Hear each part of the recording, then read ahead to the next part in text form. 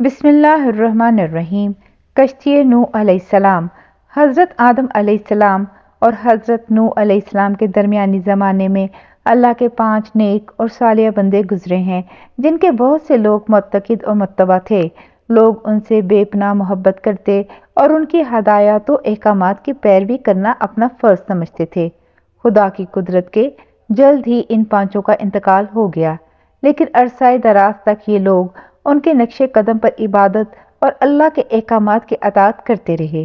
یہ عمل شیطان کے لیے نہایت تکلیف دہ تھا، چنانچہ اس نے انہیں سمجھایا کہ تم جن بزرگوں کو تابع عبادت کرتے ہو، اگر ان کی تصاویر بنا کر اپنے سامنے رکھ لو تو تمہیں عبادت کے دوران خشوع و خضوع حاصل ہوگا۔ وہ لوگ شیطان کے بہکاوے میں آ گئے اور ان کے مجسمے بنا کر اپنی عبادت گاہوں میں رکھ لیے۔ کچھ اور وقت گزرا، پرانے لوگ مر کھپ گئے، نوجوان نسل نے ان کی جگہ لے لی تو شیطان نے ان کو یہ پڑھایا کہ تمہارے بزرگوں کے خدا اور معبود یہی 5 بت تھے جن کے مجسمے تمہارے بزرگوں نے اپنی عبادت گاہوں میں سجا رکھے ہیں۔ چنانچہ قوم نوح نے ان کی بت پرستی شروع کر دی اور وقت کے ساتھ ساتھ ان 5 بتوں کی شہرت میں اضافہ ہوتا چلا گیا، یہاں تک کہ پورے عرب میں ان کی زور و شور سے پوجا شروع ہو گئی۔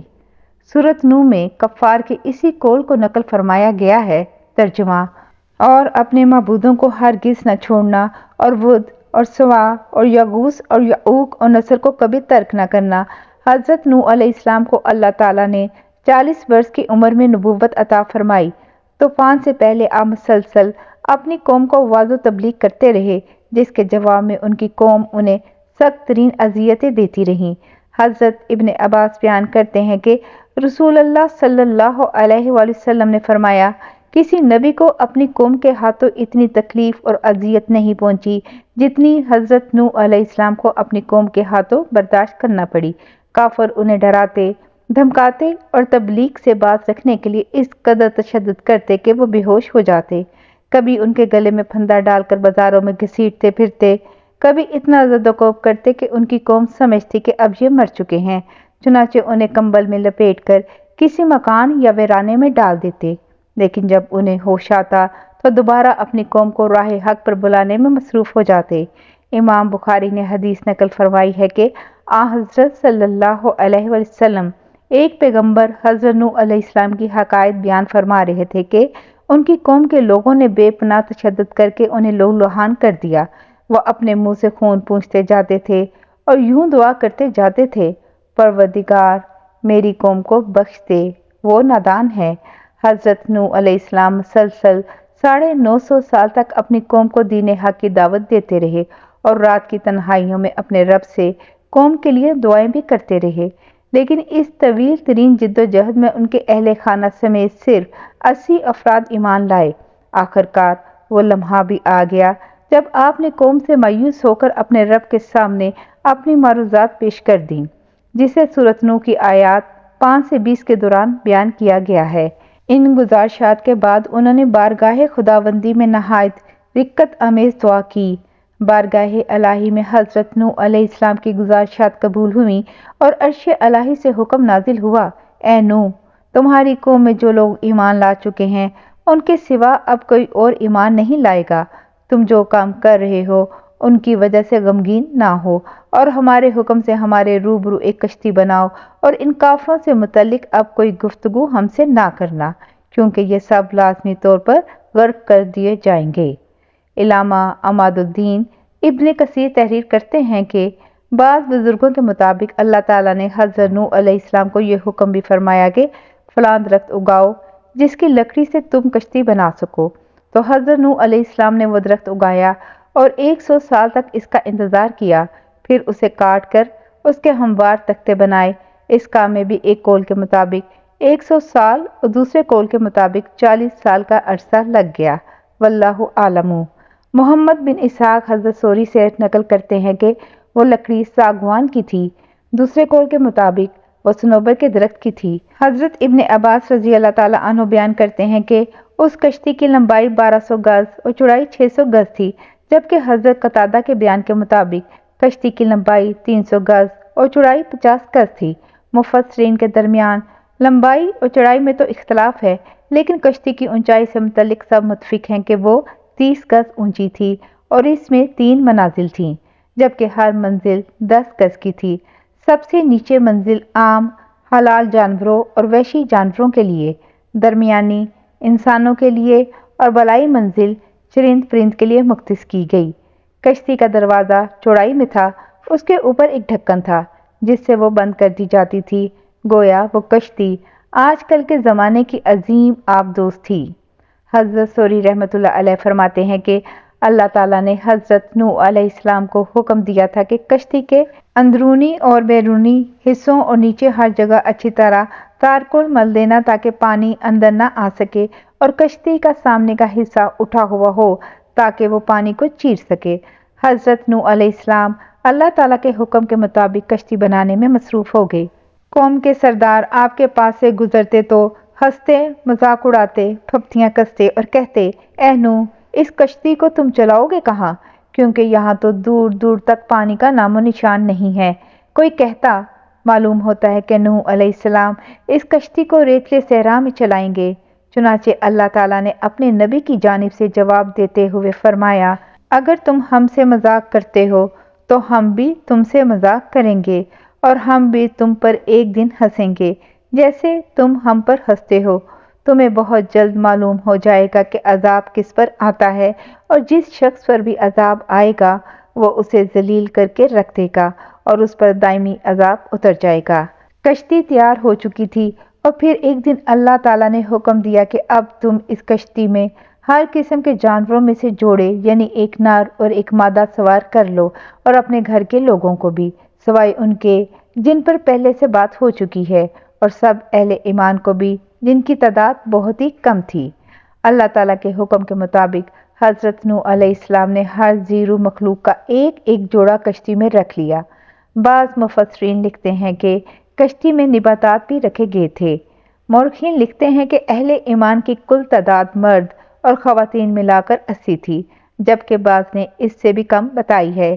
ان میں حضرت نوح علیہ السلام کے 3 بیٹے جو ایمان لائے تھے اور ان کے نام سام، حام، یافس تھے، اور ان کی بیویاں، اور چوتھی یام کی بیوی بھی شامل تھی جسے کنعان بھی کہا گیا۔ وہ کافر تھا اور اسی طوفان میں غرق ہوا، جبکہ اس کی بیوی مسلمان ہونے کی وجہ سے کشتی میں سوار تھی۔ حضرت نوح علیہ السلام نے سب کو کشتی میں سوار کروا کے اس کے دروازے سختی سے بند کر دیے اور خود عبادت الہی میں مصروف ہو گئے۔ ایک دوسرے مقام پر اللہ تعالیٰ نے فرمایا، اے نوح، جب تم اور تمہارے ساتھی کشتی میں سوار ہو جائیں تو کہو، سب تعریف اللہ ہی کے لیے ہے جس نے ہمیں ظالم لوگوں سے نجات عطا فرمائی، اور کہو کہ اے میرے رب، مجھے بابرکت اتارنا اور تو ہی بہتر اتارنے والا ہے۔ ابھی کشتی میں سوار ہوئے کچھ ہی دیر ہوئی تھی کہ طوفان کے آثار ظاہر ہونے لگے اور دیکھتے ہی دیکھتے زمین کے ہر گوشے سے پانی ابلنے لگا۔ آسمان سے ہونے والی قیامت خیز بارش ہر شے کو بہا لے جانے کے در پہ تھی، گویا قیامت کا منظر تھا۔ اونچے سے اونچے پہاڑ بھی پانی میں ڈوبتے چلے جا رہے تھے، لیکن حضرت نوح علیہ السلام کی کشتی انہیں اور ان کے ساتھیوں کو اپنے دامن میں سمیٹے اللہ کے حکم سے اور اس کی حفاظت میں خطرناک اور بپھری موجوں کے درمیان رواں دواں تھی، ورنہ اتنے طوفانی پانی میں لکڑی کی کشتی کی حیثیت ہی کیا ہے۔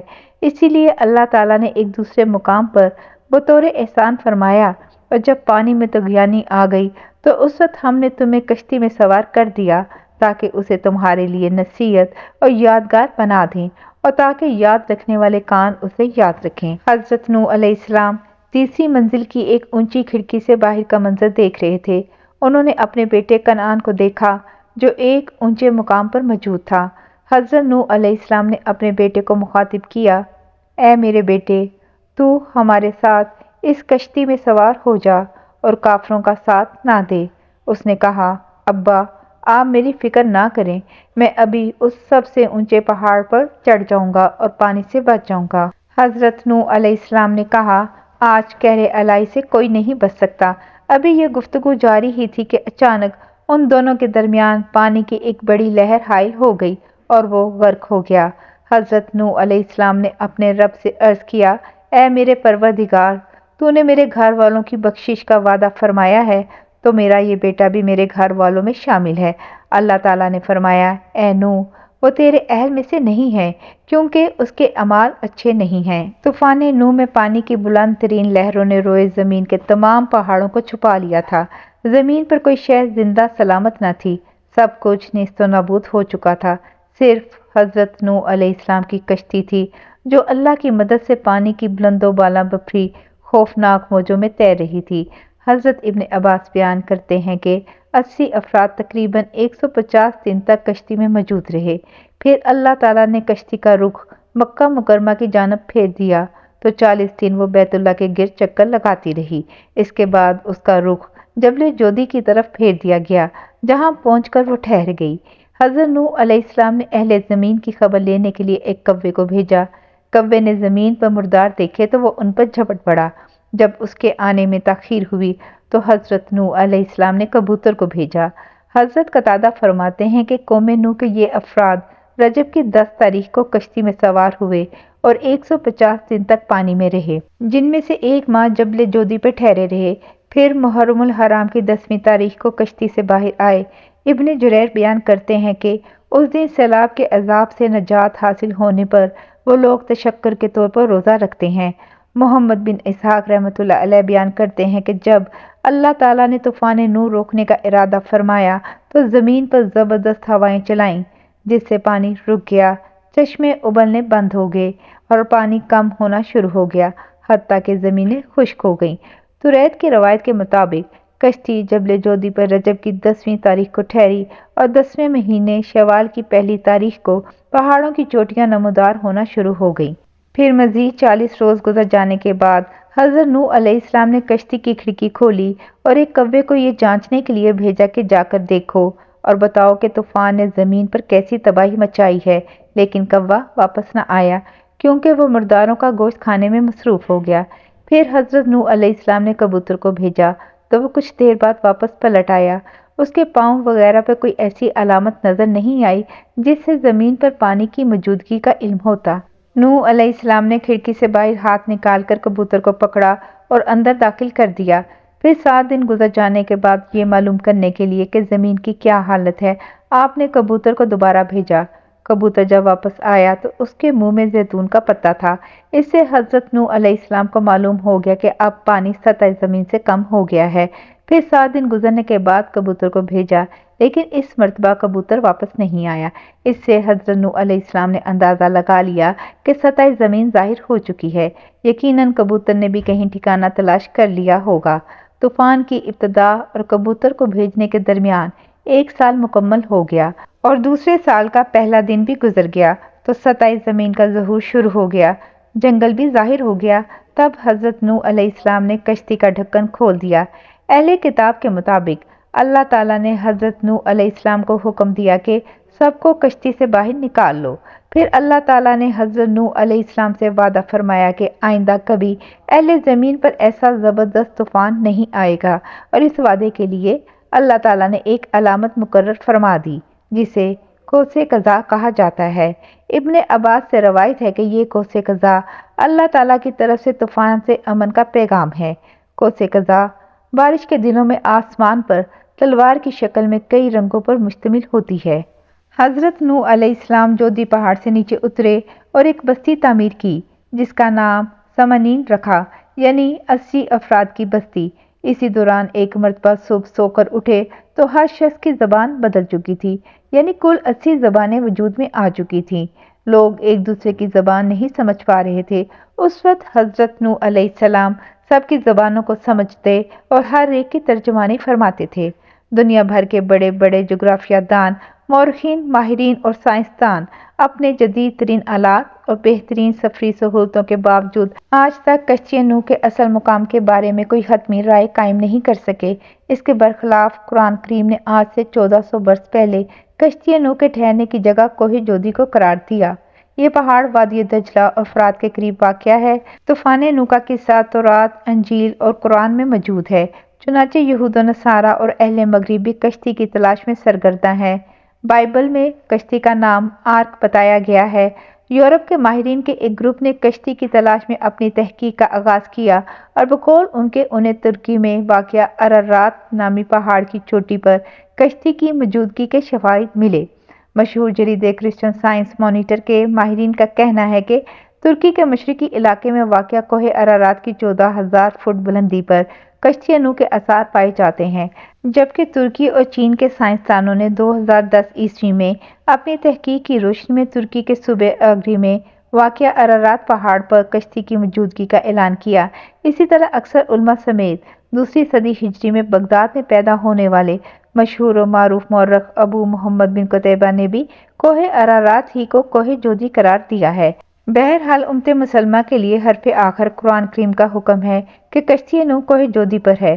اب خواہ کوہ جودی وادی دجلہ اور دریائے فرات کے قریب کوہ کردہ کا نام ہو یا ترکی میں موجود کوہ ارارات کا۔ جزاک اللہ خیر۔